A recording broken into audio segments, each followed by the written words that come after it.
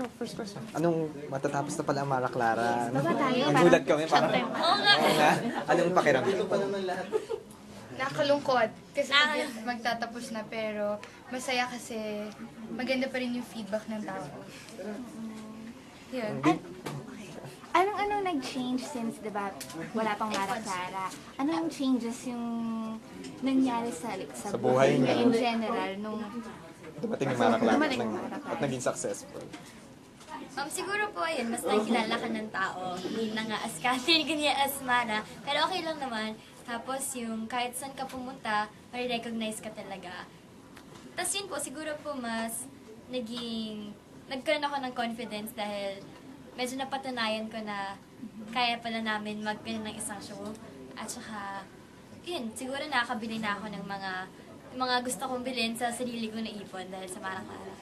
What about Julia? Ayun, Sa guys. buhay, mga pagbabago. Gaya na sabi ni Catherine, yun nga, pag umaalis kami, nakikilala kami minsan as Mara Clara. Minsan naman din, nakikilala na rin kami as yung pangalan namin. So, malaking tulong talaga yung Mara Clara na ipinakita na rin namin dun yung mga talents namin. Tumbling! Oo, yung mga sapakan mood, yung gano'n. Ano ba? Saan ba tayo na wala tuloy? yung Mga changes. Ay, yung changes ko nga pala. Yun, maraming changes na nangyari na... Tama ko sabi. kaya mo yan? Kaya pa ako windang.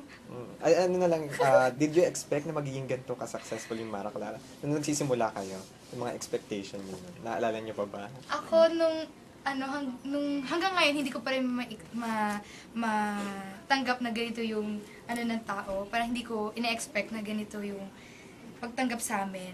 Kasi una't kinakabahan kami, pressure kami na may hambing sa original na Mara Clara. Yan. Yun, sa start kasi, pressure talaga kami ni Julia, tapos kinakabahan kasi parang remake na lang. So, mape-predict na nila kung anong mangyayari. So, natuwa kami kasi may mga twist po, tapos yung mga tao, sinubaybayan talaga siya kahit pangalawang beses nila ito mapapanood. Ayun po siguro. Pinaka-memorable na nangyari sa set or eksena para sa inyo? Lahat. Para sa akin lahat. Kasi may bawat scene may mga kwento. Bawat scene na ginagawa namin, may mga nangyayari sa set. So, yun. Pero siguro yung mga most memorable talaga, yung mga away scene namin. Yun, gusto ko na yun sa on-cam. Siguro memorable din sa amin, lalo na yung off-cam. Yun, bonding po namin sa mga cast, pati po sa mga staff, sa lahat talaga. Yung sobrang open na namin sa isa't isa. Sobrang sabihin namin lahat ng secrets. Kila Tita Dimple, Tita Mai, pati kila Direk. Ayun, sobrang yung bonding namin talaga. Parang family na po talaga kami pag Mara Clara. Anong klaseng ending ang may expect ng mga viewers? Yung mga hindi nangyari kanina. Okay. Ayun, marami silang dapat abangan kasi marami silang hindi akalain na mangyayari sa ending namin. May mga drama, may suspense, may action na dapat sila abangan. After Mara Clara, may new show na, di ba? Na niluluto. Pero anong feeling after that? May project agad? Agad. Ikaw naman? Ay, kasi okay lang yun. Thankful talaga kasi hindi pa po tapos si Mara Clara nun as may movie na po nag-inquire sa amin na pangarap talaga namin ni Julia yun. Ang sa po ng pakiramdam kasi hindi tiwala sila sa amin. Na, yung malalaking project talagang binibigay po nila sa amin. So kami naman, syempre hindi namin sasayangin po yun na yung chance na yun, kailangan galingan talaga po namin. Andun pa rin syempre yung kaba, pero masaya talaga dahil sa lahat ng blessings po na natatanggap.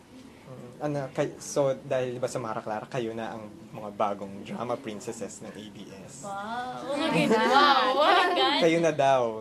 Sana Anong po! pakiramdam? Masaya Pag kung ganun ang ganun. touring sa inyo. Wow! Wow! Yun lang sa akin. Capital W-O-W. Wow! Wow! Ayan. But, yung may follow-up project nga sa TV, di ba?